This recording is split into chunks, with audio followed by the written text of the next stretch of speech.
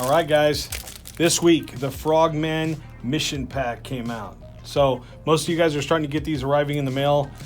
We just here at Gridiron Studios wanted to do a little instructional video on how to install the Frogman onto your figure. All right, we're gonna tear into it right now. So we got two bags. The top bag consists of the weapon, which is our new UMP.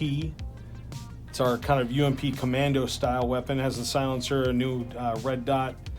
Then we got this little cute thing. This thing is the Rebreather. It's a rather unique design. We had to kind of take a lot of time to figure out how to put it in between some of the gear on the actual like Cobra soldiers, that it would still fit between stuff. So you didn't have to customize too much. You could just apply this right on. But I'll get into that in a moment. This little piece has a cool feature. We did a separate flexible hose that gets tucked right into the Rebreather, allowing you to expand this and shove it in. So you can kind of have it in different positions. And that will go all the way down. You can kind of see it in these little square open, those little windows. It goes all the way down there. So you can really pull that thing way out. So, all right, so there's that. And then on the figure itself, this tape that we have on the back works really good. If you can peel it off. This little tape. Now I know everybody, this is a big questionable thing for some people. We've had a ton of customers respond very positive to this tape. We use a heavy duty mounting tape that allows for some repositioning.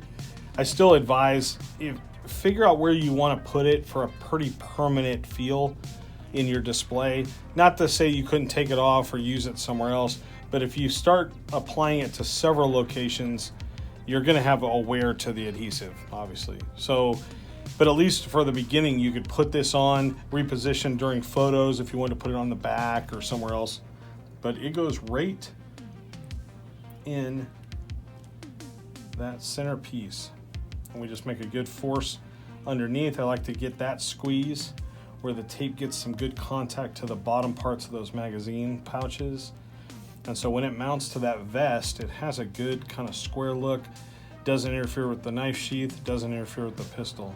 Now I've taken that pistol out. It feels a little better. There's room to put one in there, but we'll probably put one of our 45s in there. So for this guy, this hose, the way we have the standard position, it's already set up to be in contact right with his mouth. So that regulator piece can fit right up in there. I don't know if you can see it on the screen, but we do have clear, there's no lenses. That's been a question. We chose to have no lenses so you have a more authentic look to the face and the eyes. Most of those plastics and resins are kind of opaque. You won't get the same, you'll get a little blurry or yellowed tinge. We didn't want any of that. We wanted a nice clear look. So that's the standard set for these, the standard setup. Now the fins, they were already on this guy. I just want to show you. Super simple. With the ankles articulating, these don't have feet in the design intentionally. Quaid, our main designer, he took the feet off of this, and it was genius because now you can put it right through the foot and then put the strap to the back of the heel, and all you got to do is push that foot in. And this size will fit almost everybody. I think we've put the big guys in it, like, you know, if you want to put Roadblock in the water, here you go. But yeah, we can take, all we got to do is size that. I put it right to the back of the heel, snap the foot in, and that's it. The cool part with the ankle articulation, depending on what kind of photography you want to do, these really stretch out nice. And I think most of you guys saw earlier this week, I'd done some photos where these were kind of suspended in water, at least the illusion of it. And I think that's how I'm going to display anyway in our own setups.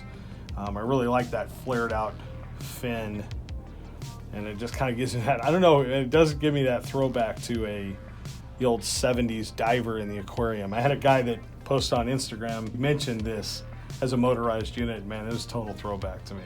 So yeah, it has that old look of a Frogman from that time. I think we tried to make some modern elements in here, so you didn't feel like you were doing something totally old. But you know how most of us are, man. We like that little touch on the retro stuff, and that's always our angle. So fins set up really nice. He can stand on them really good, so they act as kind of its own base.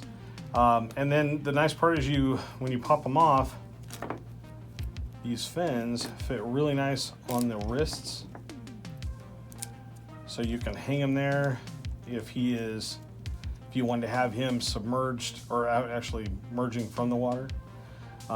We tried to make it where you could do this mask look on the head. That was a big debate we had here in the shop, was do we separate these components or do we make them one unit?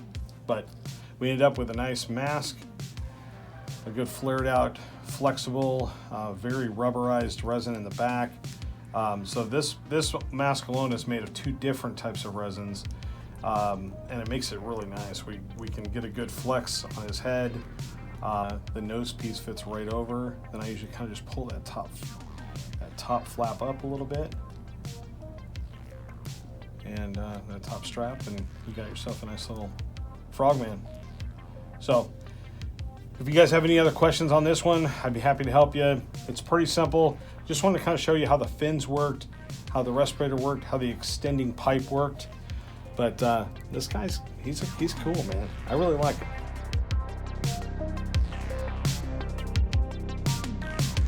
From GRIDIRON Studios, this is Mark. See you next time.